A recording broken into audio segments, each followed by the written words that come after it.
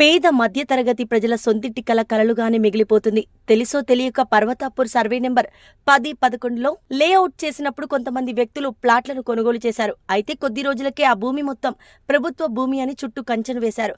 సుమారు 15-20 సంవత్సరాల నుండి ఆ కంచె అలాగే ఉంది. అయితే ప్లాట్ కొన్న బాధితులు పలుమార్లు అప్పటి ప్రభుత్వ దృష్టికి తీసుకెళ్లగా వారు 118 జీవోను విడుదల చేసి గజానికి 250 రూపాయలు కట్టి రెగ్యులరైజ్ చేసుకోవాలని ఆదేశించారు. అదే క్రమంలో కొంతమంది ప్లాట్ ఓనర్స్ ప్రభుత్వ నిబంధనల ప్రకారం డబ్బులు కట్టి మున్సిపల్ కార్పొరేషన్లో కొంతమంది ఇంటి నెంబర్లు కూడా పొందారు. కానీ తెలంగాణలో కాంగ్రెస్ ప్రభుత్వం అధికారంలోకి వచ్చింది. రోజు ఉదయం 6 గంటల నుండి రెవెన్యూ అధికారులు కూల్చివేతలు మొదలుపెట్టారు.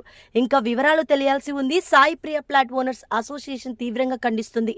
రేపు జరగబోయే పార్లమెంట్ ఎన్నికల్లో కాంగ్రెస్ పార్టీకి తగిన బుద్ధి చెప్తామని హెచ్చరించారు.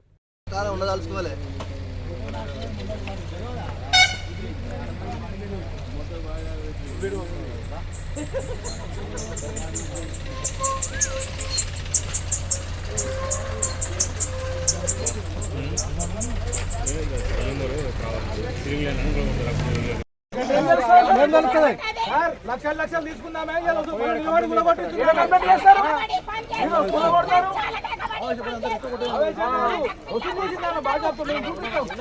కట్టి డబ్బులు ఏం చేస్తారు?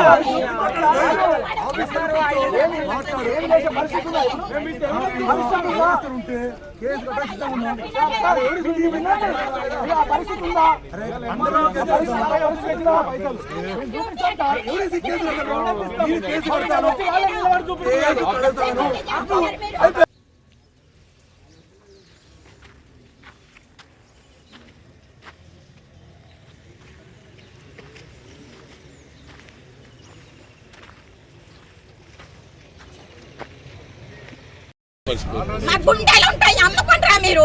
మా గుండెలు, మా కిడ్నీలు, మా రక్తాలు అమ్ముకుంటారా మీరు?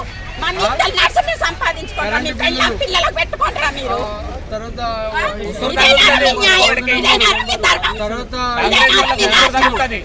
కాంగ్రెస్ దొంగలు, కాంగ్రెస్ దొంగలు ఇవన్నీ ఉన్నాయి. రిజిస్ట్రేషన్లు, లింక్ డాక్యుమెంట్లు. వీళ్ళు వచ్చి 100 రోజులు కాలేదు, ఇంత దుర్మార్గానికి తెగిస్తున్నారు. వీళ్ళకి కాంగ్రెస్ వాళ్ళకి ఇంకా ఓటు ఎవడెత్తాడు? పబ్లిక్ అప్పుడే కలెక్షన్లు మొదలు పెట్టారు. లీడర్లు, లోకల్ లీడర్లు చేసే టీఆర్ఎస్ ప్రభుత్వం కూలగొట్టిండ్రు. లోకల్ లీడర్లు డబ్బులు కావాలి. కాంగ్రెస్ వాళ్ళకి ఇప్పుడు కావాలట. జీవోలో పెట్టిన తర్వాత ఎట్లా కూలగొడతారండి? 118 జీవోలో పెట్టింది గత గవర్నమెంట్ మీద మేము ఫైట్ చేస్తే. ఎల్ఆర్ఎస్ ఉంది, మున్సిపల్ పర్మిషన్ ఉంది. 30 ఏళ్ల క్రితం కొన్న ప్లాట్లు ఇవి. ఇవాళ వచ్చేది ప్రభుత్వ భూమి అని చెప్పి అన్ని దొంగ పనులు చేస్తుంటా. ఇవాళ కాంగ్రెస్ నాయకులు ఇక్కడ కబ్జాలు చేసిన వాళ్ళు లేరా? మేము చూపిస్తాం వాళ్ళ కబ్జాలు. ఇప్పుడు ఇక్కడ గవర్నమెంట్ ల్యాండ్ అమ్ముకుంటే వాళ్ళ దగ్గర డబ్బులు తీసుకొని వాళ్ళకి కూలగొట్టిరా? ఇదే రెవెన్యూ అధికారులు కూడా లంచాలు తీసుకున్నారు కదా. రైతులకు 5-5 లక్షలు తీసుకొని రిజిస్ట్రేషన్ చేస్తున్నారు. మేడిపల్లి 62 సర్వే నెంబర్లో ఎంక్వైరీ ఏమన్నాడు? 5 లక్షలు రైతు దగ్గర తీసుకోకపోతే 30 నెలలకు రాస్తాం, సస్పెండ్ చేస్తారు ఎంఆర్ఓనే, కలెక్టర్. వీళ్ళట ఆర్డీఓ ఏమంటాడంటే కాంగ్రెస్ నాయకులు ఎట్లా చెప్తే అట్లా వింటామంటారు. అదే ప్రభుత్వ తీరు, అదే అధికారుల తీరు. గులాంగిరా ఇదేమన్నా? వీళ్ళు అయ్యవ గుట్టిన వాళ్ళు కాదు, వీళ్ళు కరెక్ట్ చదివిన వాళ్ళు కాదు. చదివిన వాళ్ళు అయితే ఇట్లా చెయ్యరు. సంస్కారాలు. నెంబర్ 5 and 8 అంటే రిజిస్ట్రేషన్ టైంలో 5-8 సర్వే నెంబర్ మెన్షన్ చేసుకుని దాదాపు 30 సంవత్సరాల కింద ఇది లేఅవుట్ చేయడం జరిగింది. అప్పుడు ఒరిజినల్గా ఓనర్స్ ఎవరైతే ఉన్నారో వాళ్ళు ప్లాట్లు అమ్మడం జరిగింది. అయితే 1996లో సర్ప్లస్ ల్యాండ్ కింద సీలింగ్ ల్యాండ్ అని చెప్పి కొంతమంది కావాలని చెప్పి అప్పుడు ఒక ప్రయత్నం చేసిండ్రు. అయితే ఈ మధ్య కాలంలో ఇప్పుడు దాదాపు 400-500 మంది బాధితులు ఉన్నారు. ఇక్కడ బాధితులు 118 జీవో కింద అప్లై చేసుకోవడం, కొంతమంది ట్యాక్స్ కూడా డబ్బులు కూడా పే చేసిండ్రు, కొంతమంది ప్రాపర్టీ ట్యాక్స్ కూడా పే చేసిండ్రు. అన్ని రకాలుగా 1.5 year కింద అందరూ ఇల్లు కట్టుకున్నారు. దాంట్లో పెద్ద ఎత్తున స్కామ్ కూడా జరిగింది. అంటే ఒక ఇల్లు కట్టుకోవడానికి దాదాపు అప్పుడున్న బీఆర్ఎస్ టీఆర్ఎస్ నాయకులు దాదాపుగా 2-3 లక్షలు ఒక ప్లాట్ లెక్క తీసుకొని దాదాపు 400 ప్లాట్లు అంటే ఒక 10 కోట్ల అవినీతి చేసి వాళ్ళకు సంబంధించిన మంత్రి అనుకోండి, లేకపోతే ఇంకా పై స్థాయి వరకు అవినీతి జరిగింది. పేద ప్రజలు కాబట్టి భయభ్రాంతుల్లో ఉన్నారు. వాళ్ళు సరే మాకన్నా పని అవుతుందని చెప్పి వాళ్ళకు ప్రయత్నం చేసి కట్టుకున్నారు ఇల్లు. కానీ ఇప్పుడు 100 రోజులైన కాంగ్రెస్ ప్రభుత్వం ఇక్కడ మేడ్చల్ నియోజకవర్గంలో చూస్తూ ఉన్నాం. నెల రోజులలో వాళ్ళ ఆటలు మామూలుగా లేవు. ఇక్కడ కూడా ఇండ్లు కట్టడం అనుకోండి, కబ్జాలు అనుకోండి, వాళ్ళు పూర్తిగా ఒక ఇద్దరు నాయకుల ఇన్వాల్వ్మెంట్తోని ఇక్కడ స్థానికంగా ఉండే కాంగ్రెస్ నాయకులు వాళ్ళ పైసలు వాళ్ళ డబ్బుల కోసం, వాళ్ళ అధికారం కోసం, లేకపోతే ఇక్కడున్న స్థానిక ప్రజలు భయపెట్టించి మా పార్టీలో జాయిన్ చేయించే ప్రయత్నంలో ఇప్పుడు ఈ 400 మందిని బలి చేస్తూ ఉన్నారు.